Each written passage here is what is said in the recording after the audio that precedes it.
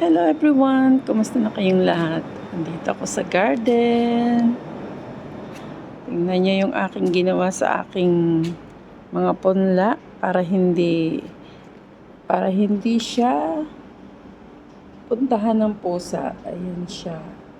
Nilagyan ko ng mga stick na ganyan. Malago na ulit yung aking kangkong. Ayan, lalapad ng dahon. Makakatuwa. Ay, naku, inaantok ako. Hapon na.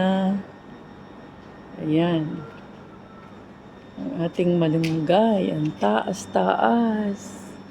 Magaganda ang dahon kasi taglamig na. Ayan. May mga tusok. Hindi ko alam kung ang nabuhay bang mga punda ko ay kamatis o sili. Hindi ko alam. Pero naglipat na ako kahit maliliit pa. Parang nabuhay naman sila. Kaya may mga ganyan tusok na stick yan, gawa ng pusa. Kasi dyan sila nagpupupo at saka nag-i-stay ba, naupo. Gusto nila dyan matulog. Kaya nilagyan ko ng ganyan. Kasi mamamatay yung aking mga tanim.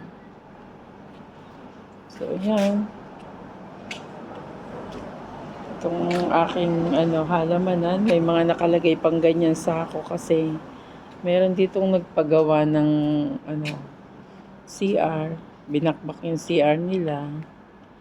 Tapos yan, yung mga tinanggal, hindi pa tinatanggal dito. Di dinagay sa labas. Malago na ulit yung aking ano bang tawag dito?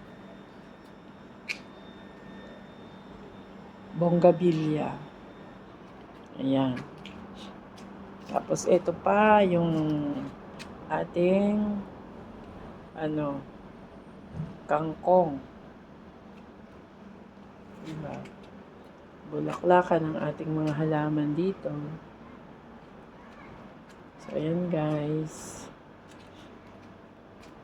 Ang gandang pagmasdan pag may bulaklak sa harapan. So, ayan. Eto pa, yung pusa o tumalo, nakita niya ako. Yan o, lago ng ating kangkong. Pwede ng panlahok sa sinigang ulit. Yung dito o, na-harvest na yan. Hindi ko na siya napalitan ng lupa. O ayan, lalapad ng dahon, palibasa. Siya, maganda ng weather, taglamig na. O, eto na yan. Nagdadahon na yung ating malunggay, guys. O, ayan.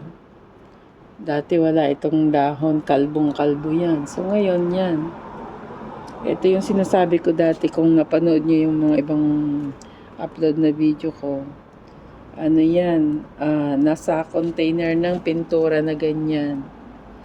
Tapos, nasira na siya. Mayroon akong basurahan. Inilagay ko dyan.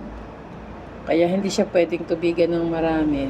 Gawa nga ng may stock yung tubig. So, kaya kailangan konti-konti lang. Balanse ang pagtutubig natin. So, ito yung mga stockan ko ng aking mga abubot. Yan, gamit ko yan sa aking pang-garden. Tapos yan, andito nga pala guys, yung tinanim ko na sitaw. So, ayan, may okra din akong tanim. Isa yung nabuhay na okra. Makikita nyo, ayan, isa lang. Medyo may harang kasi nga, bata pa sila. Tapos, eto naman, yung ating sitaw, long beans yan. Sana, magtuloy-tuloy na siya.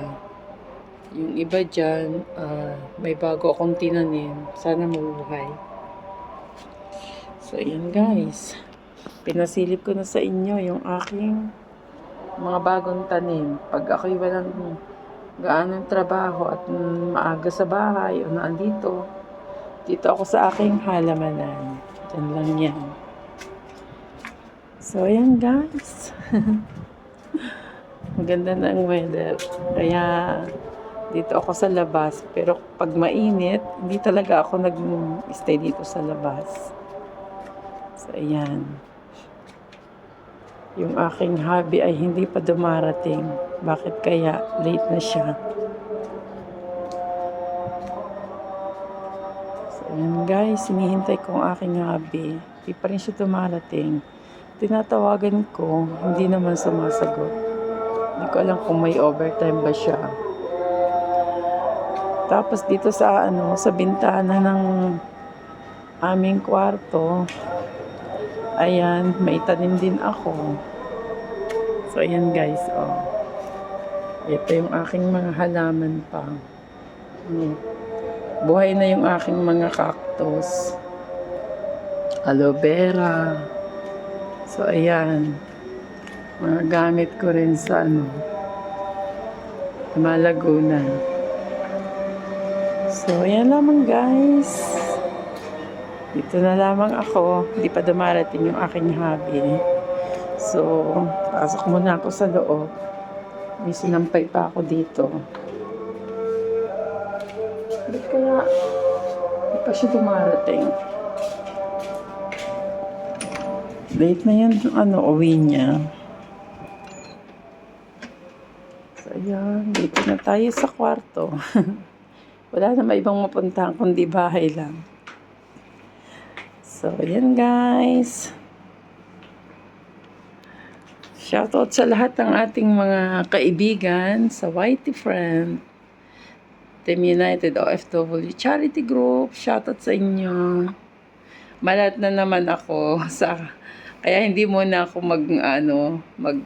pupunta sa mga kanta-kantahan. At kailangan ko magpahinga. Malat na naman ang lola. So, ayan naman guys. Thank you so much. Thank you for watching. Mag-iingat po tayong lahat. Lalong-lalo na ang mga OFW. Ingat po kayong lahat. Bye everyone. Thank you so much for watching. Bye everyone.